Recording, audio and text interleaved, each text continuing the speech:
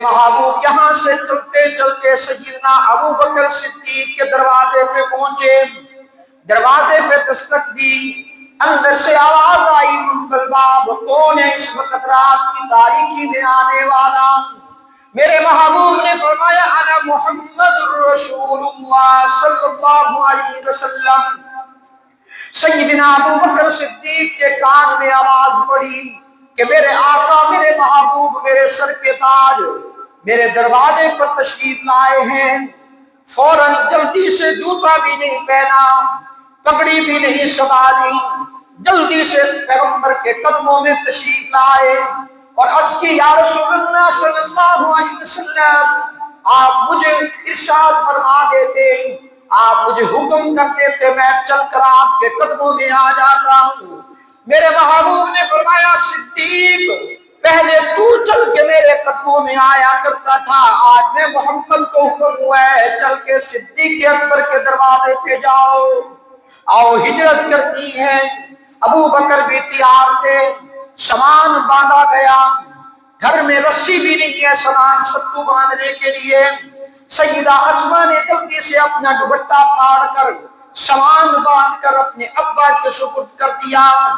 سیدنا ابو بکر جب وہاں سے نکلے، باپ ابو قحافہ ابھی اس وقت مسلمان نہیں ہوئے تھے، سیدنا ابو بکر صدیق کے والد نے کہا، اپنی پوتی سے کہا، اپنی صدیق اکبر کی بیٹی سے کہا، سیدہ اسما سے، کہ تیرا باپ سب کچھ لے کر چلا گیا، ہمارے لیے کیا چھوڑ کر گیا؟ سیدہ اسما نے جلدی سے وہ کنکر لے کر جہاں پر رقم رکھی جاتی تھی، درہم و دنانیر رکھے جاتے تھے، وہاں رکھ کر اوپر سے کپڑا ڈال دیا۔ ابو قحافہ کی نظریں اس وقت ختم ہو چکی تھی اور بیٹی نے کہا، صدیق اکبر کی بیٹی نے کہا، ابا جان ہمارے لیے بہت کچھ چھوڑ کر گئے ہیں، ہاتھ لگا کر دیکھیے نا۔ پھر وہ کہنے لگا، ہاں ہمارے لیے تو بہت کچھ چھوڑ گیا، چلا گیا تو چلا گیا۔ ادھر میرے محبوب صدیق اکبر اور میرے محبوب سفر کرتے ہیں، چلتے چلتے جو وہاں غار سور دیکھ کے آئے ہیں، ذرا تخیل کے اندر میرے اس واقعے کو سننا، جو نہیں گئے اللہ ہم سب کو وہ دیدار نصیب فرمائے۔ سیدنا ابو بکر صدیق اور میرے محبوب یوں سفر کرتے کرتے پہاڑ کی طرف اوپر چڑھائی پر چڑھتے ہیں، اور اتنے میں صدیق اکبر نے پیغمبر کے قدموں کی طرف دیکھا کہ پیغمبر کے قدموں سے خون بہتا نظر آیا۔ جلدی سے صدیق اکبر آگے بیٹھ گئے، عرض کی اللہ کے رسول، میں اپنے کندھوں پہ آپ کو سوار کرنا چاہتا ہوں۔ میرے محبوب نے فرمایا، صدیق یہ نبوت کا بھار ہے، تو کیسے اٹھائے گا؟ اور ابو بکر اصرار کر رہے ہیں، پیغمبر انکار کر رہے ہیں۔ ابو بکر کا اصرار اتنا بڑھ گیا، آخر پیغمبر کو اپنے قدم پہ، پیغمبر صدیق اکبر کے کندھوں پہ سوار ہوئے۔ یہ 6000 فٹ کی چڑھائی ہے، 6000 فٹ کی بلندی۔ ابو بکر صدیق پیغمبر کو لے کر چل رہا ہے۔ ابو بکر تیرے مقدر پہ قربان جاؤں، آمنہ کے لال کو برداشت نہیں کیا کہ آمنہ کے لال یوں پہاڑوں پر چڑھتے ہوئے جائیں۔ جب غار کے دہانے پہ پہنچے، ابو بکر صدیق نے پیغمبر کو بٹھایا اور عرض کی، یا رسول اللہ آپ تشریف رکھیے، میں غار کے اندر جاتا ہوں، میں صفائی کرتا ہوں، جب صفائی کر لوں گا تو پھر آپ کو بلاؤں گا۔ ابو بکر غار کے اندر جاتے ہیں، جا کر سب پہلے صفائی کرتے ہیں، پھر سب سوراخوں کو بند کرتے جاتے ہیں۔ اب دیکھا کہ چادر پھاڑ پھاڑ کے سوراخ بند کر چکے ہیں، اب چادر بھی نہیں بچی اور کپڑا بھی نہیں بچا۔ اب ابو بکر صدیق نے دل میں آئے کہ ایک سوراخ بچ گیا ہے، کہیں ایسا نہ ہو کہ اس سوراخ سے میرے محبوب کو کوئی موذی جانور کاٹے۔ آپ دیکھیں جب میرے محبوب مکہ سے چلے تھے تو مکہ کے مشرکوں کی امانتیں میرے محبوب نے علی اور مرتضیٰ کے حوالے کی تھی۔ آج صدیق تیرے مقدر پہ قربان جاؤں، رب العالمین نے اپنی امانت ابو بکر صدیق کے حوالے کی ہے۔ اب ابو بکر صدیق نے وہ اپنی ایڑی اسی سوراخ میں رکھ دی اور عرض کی، یا رسول اللہ آپ اندر تشریف لائیں۔ اب وہ وقت بھی آ گیا کہ جب میرے محبوب اندر تشریف لے گئے، ابو بکر صدیق نے اپنی یوں گود پھیلائی اور پیغمبر کو اپنی گود میں سلا دیا۔ توجہ کیجیے گا، ایک وہ قرآن جو 30 پاروں والا میں بھی پڑھتا ہوں، آپ بھی پڑھتے ہیں، اور ایک وہ قرآن جو عملی شکل میں تھا، اس کو ابو بکر کے علاوہ کسی نے نہیں پڑھا۔ میں پکی بات کر رہا ہوں۔ صدیق اکبر کے دل میں ایک التجا تھی۔ کیا التجا تھی؟ النظر الى وجه رسول اللہ صلی اللہ علیہ وسلم۔ ابو بکر کے دل کی خواہش تھی کہ نظر ابو بکر کی ہو، چہرہ محمد مصطفیٰ کا ہو، اور ابو بکر دیکھتا چلا جائے۔ آج وہ رات آئی کہ رب العالمین نے اپنے محبوب کے دوست کی وہ آرزو پوری کروا دی۔ اور علماء نے لکھا ہے کہ یوں پیغمبر ابو بکر کی گود میں آرام کر رہے ہیں، جیسے عملی قرآن کا دیدار ابو بکر کرتا چلا گیا۔ اتنے میں ایک موذی جانور نے آ کر ابو بکر صدیق کی ایڑی پہ ڈنگ مارا۔ ابو بکر نے پیغمبر کو نہیں جگایا، لیکن وہ درد کی شدت اتنی زیادہ تھی، ابو بکر صدیق کی آنکھوں سے آنسو بہنے لگے۔ ابو بکر تیرے مقدر پہ قربان جاؤں۔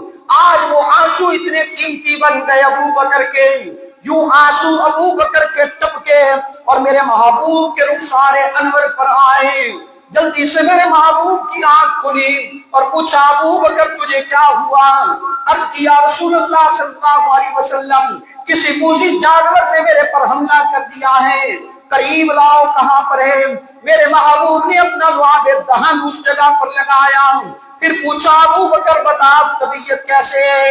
عرض کی ایسے لگتا ہے جیسے محبوبہ کبھی کوئی درد کوئی تکلیف ہوئی بھی نہیں ہے۔ یہاں پر یہ واقعہ پیش آیا۔ ادھر سے ابو جہل نے اعلان کر دیا کہ جو محمد عربی صلی اللہ علیہ وسلم اور ابو بکر کا سر لائے گا اس کو 100 اونٹ انعام میں ملیں گے۔ خود ابو جہل بھی اس تلاش میں نکلا ہے، اور ادھر صبح دیکھا کہ پیغمبر کے بستر پر ابو بکر نہیں، پیغمبر علیہ السلام نہیں ہے، سیدنا علی المرتضیٰ ہے۔ اور حضرت علی رضی اللہ تعالیٰ سے پوچھا ابو جہل نے کہ محمد عربی صلی اللہ علیہ وسلم کہاں ہیں؟ حضرت علی رضی اللہ تعالیٰ نے فرمایا کہ چلے گئے۔ کہاں چلے گئے؟ جہاں جانا تھا۔ کہاں جانا تھا؟ کہا جہاں چلے گئے۔ واہ علی تیرے مقدر پہ بھی قربان جاؤں۔ پتہ بھی تھا لیکن سچ بھی پتہ تھا، لیکن اس انداز میں بیان کیا کہ اس میں جھوٹ کو شبہ بھی نہ ہو۔ اور ابو جہل جلدی سے نکلا، اپنے دوستوں کو لے کر نکلا کہ میں بتاؤں کہ پیغمبر کہاں ہے۔ پیغمبر ابو بکر کے دروازے پہ ملے گا۔ اور یہاں سے نکلتا ہے، دروازے پہ دستک دی اور اندر سے سیدہ اسماء آتی ہیں اور پوچھا کہ تیرا ابا کہاں ہے؟ سیدہ اسماء نے بھی وہی جواب دیا جو سیدنا علی المرتضیٰ نے دیا، وہ بھی صدیق کی بیٹی تھی نا، سچوں کی بیٹی تھی۔ کہا مجھے پتہ ہے جہاں گئے ہیں، لیکن ابو بکر کی بیٹی ہوں، بتانے والی نہیں ہوں۔ اس بدبخت نے سیدہ اسماء کو یوں تھپڑ مارا، سیدہ اسماء نیچے جا کے گری اور یوں خون بہنے لگا۔ سیدہ اسماء نے وہ پٹی باندھی۔ ادھر سے مشرکین مکہ غار کے دہانے پہ پہنچے۔ حضرت ابو بکر صدیق نے یوں جھانک کے دیکھا، غار سور کے دروازے پہ ابو جہل عتبہ شیبہ پہنچ چکا ہے، اور ابو بکر صدیق غم زدہ ہوئے۔ رب العالمین نے نقد وحی بھیجی، جبرائیل امین اترے، فرمایا اذ اخرجہ الذین کفروا ثانی اثنین اذ ہما فی الغار اذ یقول لصاحبہ لا تحزن ان اللہ معنا۔ میرے محبوب نے فرمایا ابو بکر لا تحزن ان اللہ معنا، غم کرنے کی ضرورت نہیں ہے، اس لیے کہ جب میں مکہ سے نکلا تھا اللہ کی مدد کی، جب میں مکہ کے مشرکوں کے شکنجے سے نکلا ہوں تب بھی اللہ کی مدد تھی۔ آج غار سور میں دشمن سامنے پہنچ چکا ہے، میرا کچھ نہیں بگاڑ سکتا، اس لیے کہ اب بھی اللہ کی مدد میرے ساتھ ہے۔ اور ادھر اللہ نے جلدی سے مکڑی کو حکم دیا، اس نے جالا کر لیا، کبوتر تھا جو بھی تھا، اور ادھر مشرکین ایک دوسرے کو کہنے لگے کہ یہاں تو کوئی نظر آنے والی چیز ہے ہی نہیں، یہ تو بڑی پرانا گھونسلہ بنا ہوا ہے۔ رب العالمین نے ان بدبختوں کو وہی سے واپس موڑا۔ اور ادھر سیدہ اسماء بھی اور حضرت ابو بکر صدیق کے بیٹا بھی اور ان کا غلام بھی تھی، یہ پیغمبر کی خدمت میں لگے ہوئے ہیں۔ اتنے میں سیدہ اسماء رات شام کا وقت ہوا کہ کھانا بنا کر لائی ہے، دسترخوان بچھایا، محبوب کے سامنے کھانا رکھا، اپنے ابا جان کے سامنے کھانا پیش کیا۔ میرے محبوب نے یوں دیکھا سیدہ اسماء کو کہ یہ زخم، یہ پٹی، یہ کیسی؟ پھر پوچھا کیا ہوا، اور سیدہ اسماء نے خاموشی اختیار کی۔ اتنے میں ابو بکر صدیق نے پھر کہا بیٹا آج نہیں بتاؤ گی تو پھر کب بتاؤ گی؟ بتاؤ نا اپنے آقا کو کہ کیا ہوا۔ پھر سیدہ اسما نے ساری داستان بتائی، محبوبم ایسے ایسے میرے ساتھ ہوا ہے کہ ابو جہل نے میرے کو تھپڑ مارا ہے، لیکن میں نے اپنا راز نہیں بتایا۔ میرے محبوب نے اس وقت فرمایا صدیق تو ٹھیک کہتا تھا، تیرے گھر والے میرے گھر والے ہیں۔ کہ وہ وقت یاد ہے کہ جب آپ نے کہا تھا ان کو نکال دو کمرے سے باہر، میں نے کہا تھا محبوبم آپ کا راز راز رہے گا۔ یہ صدیق کا گھرانہ ہے کہ پیغمبر کے قدموں پہ اپنا سب کچھ قربان کر رہا ہے۔ میں آخری بات عرض کر کے بات کو ختم کروں۔ ایک میرے محبوب کا صدیق دوست ہے، ایک رب العالمین کا دوست خلیل اللہ ہے۔ توجہ کیجئے گا، جب رب العالمین نے اپنے دوست ابراہیم خلیل اللہ سے قربانی لینا چاہا تو فرمایا خلیل گھر چھوڑ دے۔ خلیل نے گھر چھوڑ دیا، وطن چھوڑ دے، خلیل نے وطن چھوڑ دیا، سب کچھ خلیل نے قربان کر دیا۔ مال چھوڑنا پڑا، خلیل اللہ نے مال قربان کر دیا۔ اور پھر ابراہیم خلیل اللہ کو حکم ہوا اب آگ میں جانا ہے، خلیل اللہ آگ میں چلے گئے۔ اور ایک میرے محبوب کا دوست ہے صدیق اکبر، توجہ کیجئے گا، جب صدیق اکبر سے کہا گیا کہ مال قربان کر، صدیق اکبر نے ساری اپنی جائیداد پیغمبر کے قدموں پہ قربان کر دی۔ جب فرمایا گھر چھوڑ دے، صدیق اکبر نے اپنا گھر چھوڑ دیا۔ اور جب صدیق اکبر کو کہا گیا غار میں پیش ہو، صدیق اکبر بھی غار میں پیش ہو گئے۔ اور توجہ کیجئے گا کہ جہاں اب ابراہیم علیہ السلام جس آگ میں گئے وہاں باہر سے کوئی خوف نہیں تھا، اندر بھی کوئی خوف نہیں تھا، رب العالمین نے اس آگ کو ٹھنڈا فرما دیا۔